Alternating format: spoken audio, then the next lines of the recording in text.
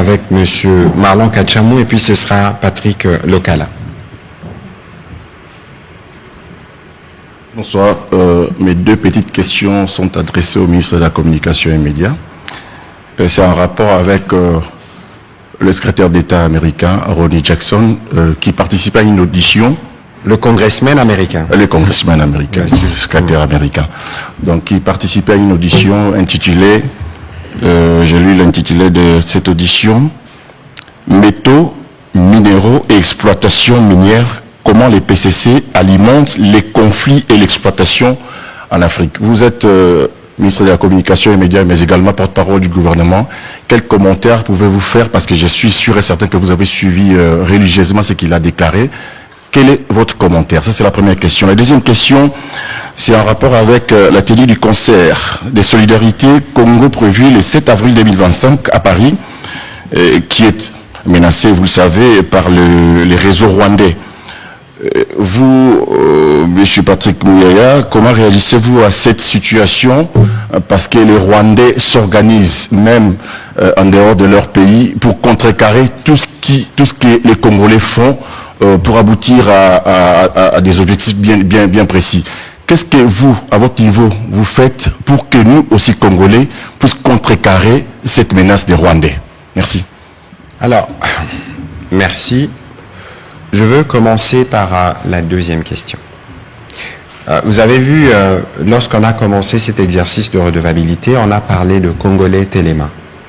Et ici, moi, je voudrais plutôt saluer et féliciter nos artistes.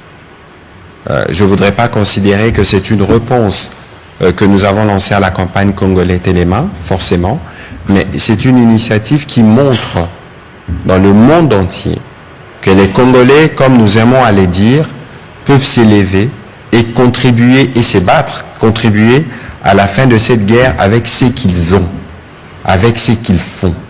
Et en l'occurrence, ici à la télévision nationale, nous avons régulièrement tous les samedis une tribune que nous organisons désormais pour les artistes qui apportent de leur voix pour que nous puissions, sur le plan culturel, utiliser la puissance de nos mots, la puissance de nos talents pour que nous puissions manifester notre soutien et notre solidarité à nos compatriotes qui sont directement affectés par les aventures rwandaises sur notre sol.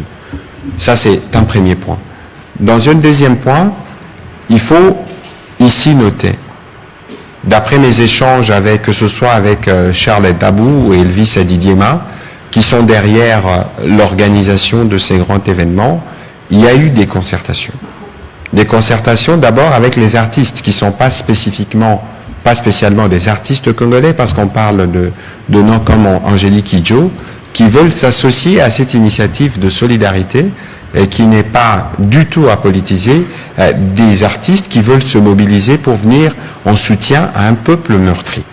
Donc vous voyez déjà que l'initiative, le fondement de l'initiative est louable.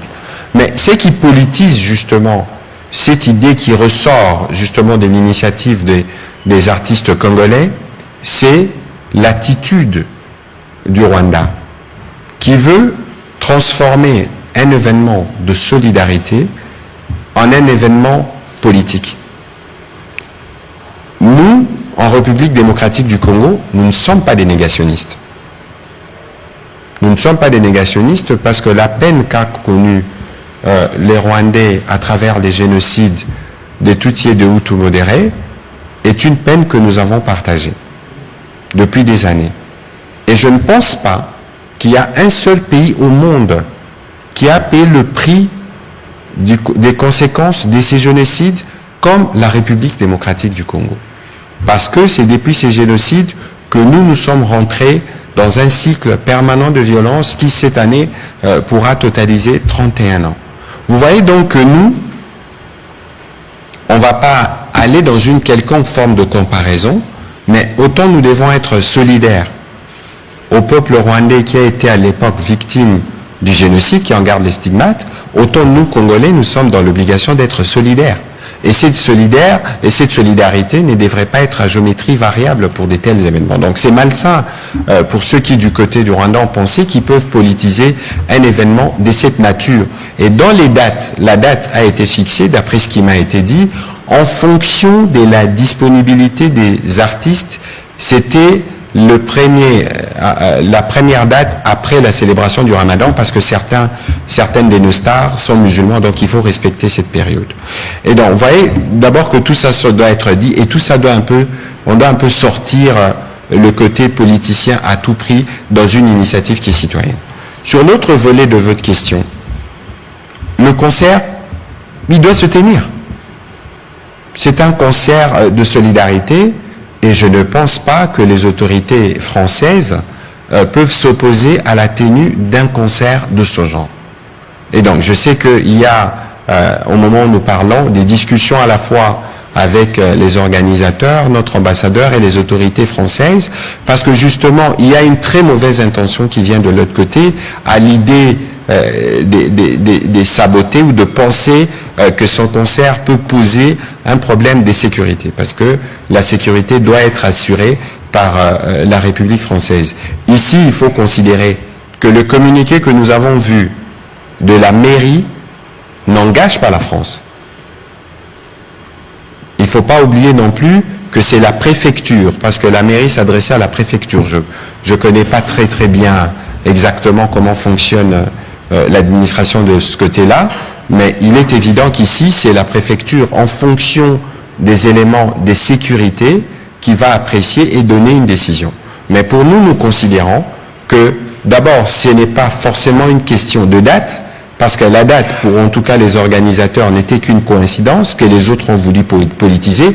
Mais ici, la chose la plus importante, c'est les messages qui doivent être passés. C'est ces messages de mobilisation, d'unité, de voir nos stars rassemblés pour une cause qui nous réunit tous. J'ai lisé encore hier le communiqué du FONAREF qui appuie le projet. C'était un super moment, parce que nous pensons que les leviers culturels est un levier important. Ce sera un super moment pour le Congolais de pouvoir se retrouver. Alors, pour ce qui concerne les détails sur la date du 7 et tous les autres, je crois que nous serons très rapidement fixés par les organisateurs, et nous pensons que, quoi qu'il en soit, ces concerts doivent se tenir, parce qu'on ne peut pas empêcher aux Congolais qui sont partout mobilisés à travers le monde de s'exprimer en soutien aux Congolais qui sont touchés. Et il n'y a aucun État qui ne peut s'opposer à la tenue d'une activité comme celle-là.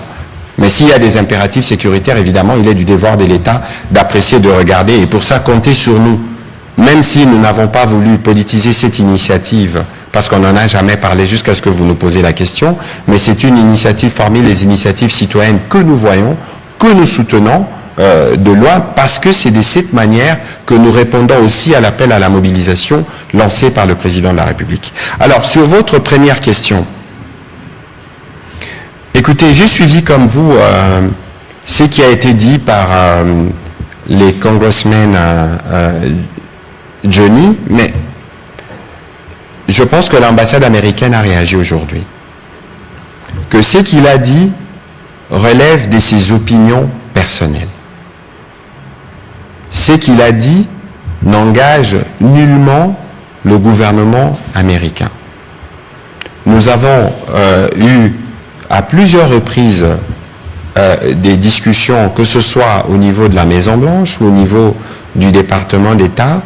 Il n'a jamais été question d'aucune manière de penser qu'on pouvait remettre en question ou faire un quelconque débat sur les limites frontalières ou territoriales de la République démocratique du Congo.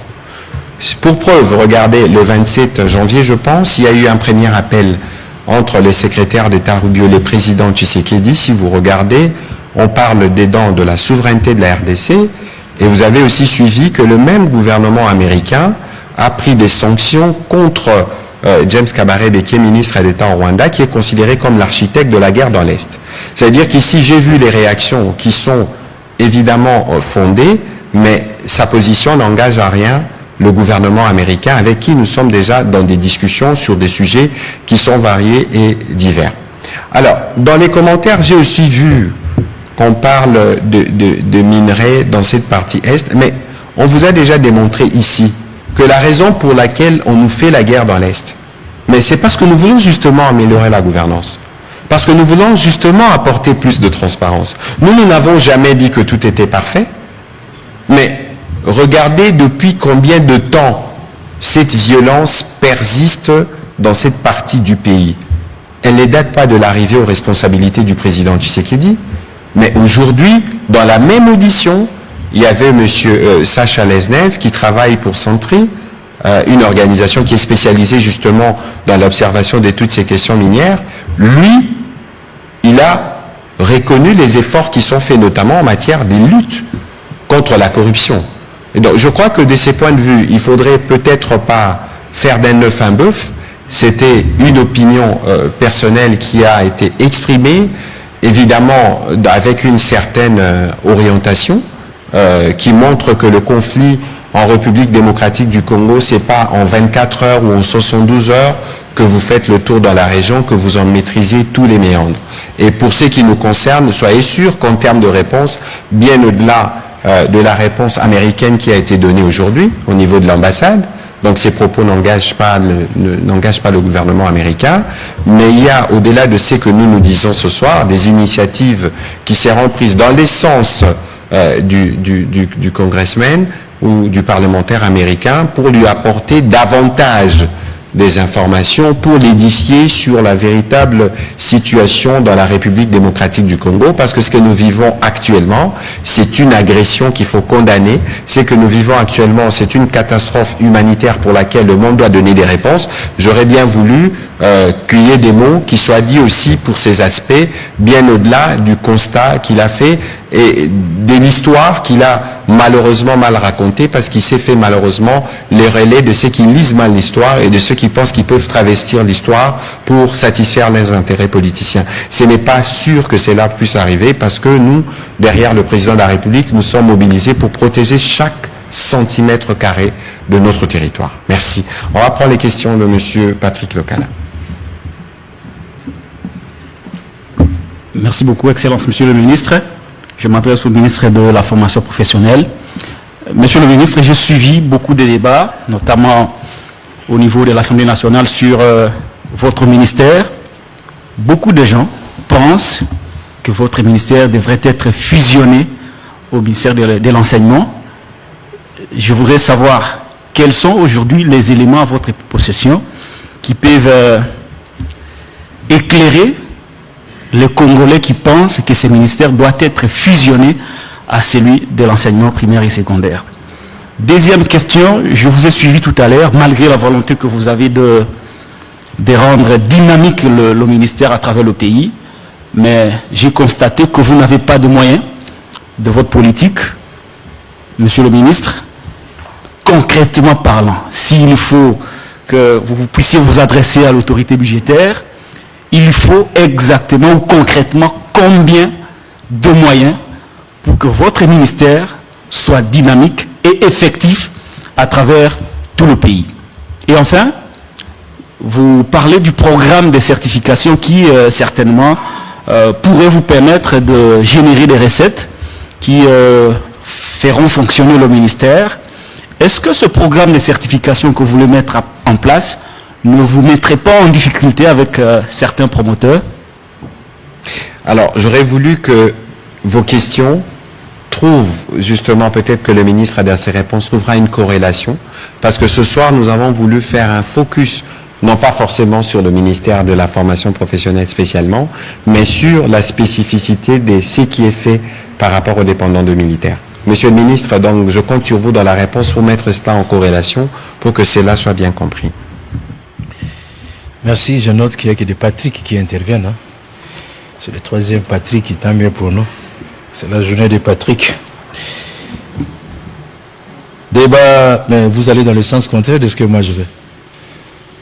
À moins que j'ai mal compris. Moi j'ai dit, depuis mon accession au ministère, je suis en train de me vertuer pour démonter la nette distinction entre le ministère de la formation professionnelle et le ministère de l'enseignement primaire, secondaire, aujourd'hui, l'éducation nationale.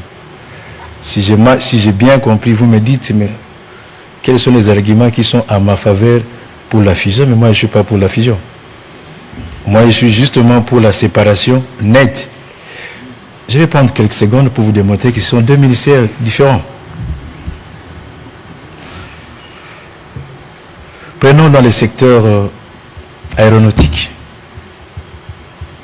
Tout ce qu'il y a comme métier aéronautique. Vous ne trouvez pas ça, l'enseignement classique, n'est-ce pas? Le métier aéronautique, c'est-à-dire le pilote, les stewards, les hôtesses, les chefs d'escale, les techniciens d'escale, vous ne trouvez pas ça là-bas. Quand je prends dans le secteur foncier, je prends les arpenteurs, les agronomes, les géomètres. Vous trouvez ça où? Restons dans cette salle, les caméramens, les régisseurs d'antenne, comment on appelle ça, les éclairagistes, excusez-moi si j'ai... Voilà. Ouais, éclairagiste. Voilà, vous ne trouvez pas ça là-bas. Je vais dans le métier, dans un secteur que je connais assez bien, le métier aéroportuaire, les grutiers, les gens qui doivent transporter le matériel du bateau vers les entrepôts, vous les trouvez où? Vous les trouvez où? Je ne vais pas être prolixe dans le métier. J'ai parlé tout à l'heure de métier de mine, les ajusteurs, les soudeurs, les chaudronniers. Vous les trouvez où? Vous les trouvez où? Vous ne restez que là. Sinon, je peux en faire toute une litanie. Si vous allez, par exemple, dans le secteur du tourisme, les guides touristiques, vous les trouvez où? Je vais aller même dans le secteur de la santé. Vous avez des techniciens de santé, des techniciens de laboratoire. Les gens qui doivent nous réparer, comment on appelle ça, les microscopes, les IRM, les radios. Vous les trouvez où? Je comprends que, excusez-moi Patrick, vous représentez ceux qui pensent que la formation professionnelle, c'est maçon, carreleur, peintre, ça s'arrête là. Je constate que vous êtes encore dans ces... Je vous prie de vous repentir. C'est au-delà de ça. C'est au-delà de ça, excusez-moi mon ami. Donc la formation, c'est dans tous les secteurs. Si vous voulez comprendre la formation professionnelle, notez que dans chaque activité de la vie, chaque domaine de la vie, tous les métiers qui vont avec, c'est ça de la formation professionnelle. Je vais dans le secteur de la justice, cher au ministre d'État Moutamba. Mais les huissiers, les greffiers, vous les formez où? Vous les formez dans l'enseignement classique? La réponse est le non. Voilà pourquoi j'ai dit que je suis là, je veux mettre une nette distinction. Même l'armée, vous savez qu'on appelle ça le métier des arts. L'armée pour qui nous réunit aujourd'hui, Congolais tellement. L'armée, on appelle ça métier des arts. Et donc, ce sont deux ministères. Et dans le cadre des réformes, d'ailleurs, je vous annonce que nous avons entrepris des démarches. Nous avons pu obtenir que dans ce pays, désormais, que nous puissions avoir ce qu'on appelle groupe thématique formation professionnelle à part, à côté de l'éducation. Nous avons pu aujourd'hui mettre en place un groupe interbailleur au niveau international, rien qu'à la formation professionnelle, rien à voir avec l'enseignement. Donc nous sommes aux antipodes. Vous êtes de ceux qui pensent qu'il faut fusionner. Moi, je suis de ceux qui pensent que ce n'est pas la même chose. Et avec le petit exemple ici, je viens de vous démontrer que ce n'est pas la même chose.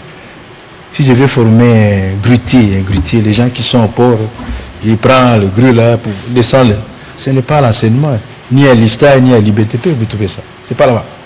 Donc il y a des enseignements spécifiques. Et la différence encore, les enseignements, je ne voudrais pas aller au niveau le plus élevé là, même s'il faut aller au niveau le plus élevé. Mais le niveau le plus élevé de la formation professionnelle, c'est Bac plus 2. Ça n'a rien à voir avec les 7 ans de la médecine, ou les 10 ans de la polytechnique. Donc ce sont des choses contrairement différentes. Vous avez parlé des moyens, cher Patrick, vous avez parlé des moyens. Quelle est la dynamique, tout ça. Mais oui, mais c'est pourquoi nous parlons de réformes. C'est comme ça qu'il faut saluer aujourd'hui le gouvernement qui se met en place. Et comme l'a dit le ministre de la Communication, le ministre Patrick, ces moyens-là, moi je n'ai pas dit que, j'ai dit que les moyens alloués par l'État, il y a le budget de l'État qui donne des moyens. Mais au regard de l'ampleur de la tâche, rien que l'équipement, mais la formation professionnelle coûte plus cher que l'éducation classique. J'ai visité un centre ici au niveau de Willery. Ils forment les gens. Mais pourquoi on a du mal à vous croire? Non, parce qu'ils ils doivent se repentir. Et donc, la formation professionnelle déjà coûte plus cher. J'ai un centre, je suis en train de me vertuer pour que son Excellence, Monsieur le Président de la République, l'inaugure au plus tard au 30 juin. Ce sont mes prières. C'est à Kolwezi, dans la commune de Dilala. Et là, nous voulons mettre essentiellement des métiers liés aux mines dans notre pays. Tu ne trouves pas ça dans l'enseignement classique, les mines. Tu vas trouver en géographie, la République démocratique du Congo, les mines, on te donne les points, on te dessine. Mais on ne te dit pas qui doit extraire. Tu les trouves où là? Et le métier là, nous ne l'avons pas chez nous. Et pour avoir un centre qui a les équipements qui doivent être... Vous voyez le gros camion là qui travaille dans les mines? Rien que ces camions, un seul camion là, poser les prix.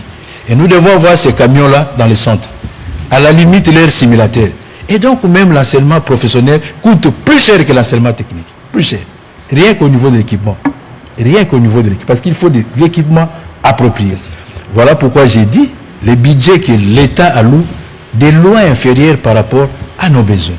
Et je disais tout à l'heure, nous avons mis en place des mécanismes et cela va aboutir justement pour que ces secteurs puissent bénéficier de plus de moyens. Et je disais ici en rapport avec la formation des dépendants des militaires, non seulement qu'ils vont suivre la formation, mais ils doivent passer les épreuves qui sont encore organisées pour valoriser le métier qu'ils font. Ils doivent suivre le métier. Il ne suffit pas qu'ils fassent... moi, je n'aime plus parler de maçonnerie, tout ça. J'ai pris... attendez, je regarde Centre Nguia. Excusez-moi, Centre Nguia. J'ai mis combien d'enfants de militaires là-bas? Centre Nguia... voilà. J'ai mis 15 enfants de militaires là-bas. Qu'est-ce qu'ils font là-bas? Ils font l'installation web. Ils font les réseaux... ils font l'installation web. Ils font la vidéosurveillance et contrôle d'accès. Ça, c'est de la formation professionnelle. Tu ne trouves pas ça dans l'enseignement classique. Et ces enfants-là, il ne faudrait pas qu'ils sortent comme ça. Nous leur décernons des titres. Et pour réaliser tout cela, il faut deux moyens. Donc nous voulons valoriser une couche sociale, non seulement parce que c'est en temps de guerre, c'est vrai la guerre, mais c'est le devoir de l'État, l'obligation constitutionnelle de l'État d'apporter l'éducation et la formation dans son ensemble. Vous avez également parlé des certifications. Non, je ne vais pas avoir de problème. Au contraire, je vais apporter des réponses. Je l'ai dit tout à l'heure ici. C'est un exemple que je donne toujours. J'en discute souvent avec la ministre Irène Sambo, si elle me suit. Les personnes vivant avec handicap. J'ai rencontré 2 apprenants issus des centres où on apprend le langage de signes. Des signes. Mais 2 qui ont fini le même niveau, ils se parlent mais ils ne se comprennent pas. Authentique. Mais justement parce qu'il n'y a pas ces cadres-là. Donc chacun fait ce qu'il veut, Et moi, je ne veux plus que nous puissions avoir cela. Voilà pourquoi au début, je crois que c'était la première question. J'ai parlé, désormais, nous devons avoir la norme. C'est-à-dire qu'un enfant de militaire qui fait, par exemple, la vidéosurveillance, ici à Kinshasa, mais quand il quitte, quand il sort de ces centres-là, j'ai cité le centre Nguia, qui est effectivement un centre privé, mais il doit avoir la même norme dans son domaine avec l'enfant qui a fini en Afrique du Sud. Aujourd'hui, notre pays est adhéré à la norme africaine, mais nous-mêmes, nous n'avons pas notre norme. Voilà pourquoi nous mettons ces référentiels-là. Et donc, l'idée ici, c'est de démontrer socialement les réponses qu'il a. Je disais tout à l'heure, la formation professionnelle, c'est le ministère qui a les réponses à toutes les problématiques nationales de notre pays. Nous déplorons les embouteillages, n'est-ce pas? Quelle est la qualité du chauffeur que nous avons mis au volant? N'est-ce pas? Formation professionnelle. Quelle est la qualité du chauffeur? Nous tous ici, nous disons, voilà, à Kinshasa, les routes, 2 mois après, Madofolo, c'est ça, non? Et tout le monde, la réflexion, surtout nous qui parlons français, c'est de dire, non, voilà, l'entreprise a détourné, le ministre a demandé la rétrocession.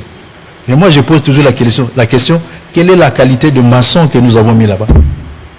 Quelle est la qualité de ferrailleur que nous avons mis là-bas? Nous sommes tous les premiers à dire, ville de Kinshasa, vraiment, sanitaire, nous le disons nous tous. Quelle est la qualité des éboueurs que nous avons produits dans cette ville? Monsieur le ministre, serez-vous en mesure de nous faire la liste de tous les métiers concernés par la formation professionnelle? J'ai jusque-là 229 filières. J'ai dit pas métier, j'ai dit filières. Et le travail continue. Et dans la ville de Kinshasa, nous venons d'assister récemment aux incendies à gauche. Combien de sapeurs-pompiers avons-nous formés? Formation professionnelle. Mais nous sommes l'une des rares villes dans le monde, je l'ai dit, et vous le savez.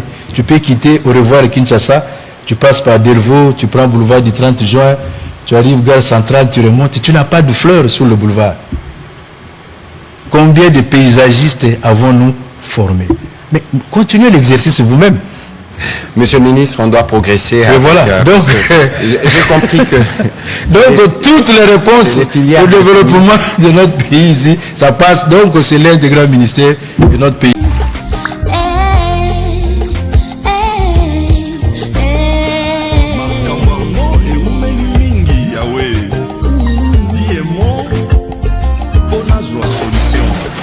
Cette histoire a duré très longtemps.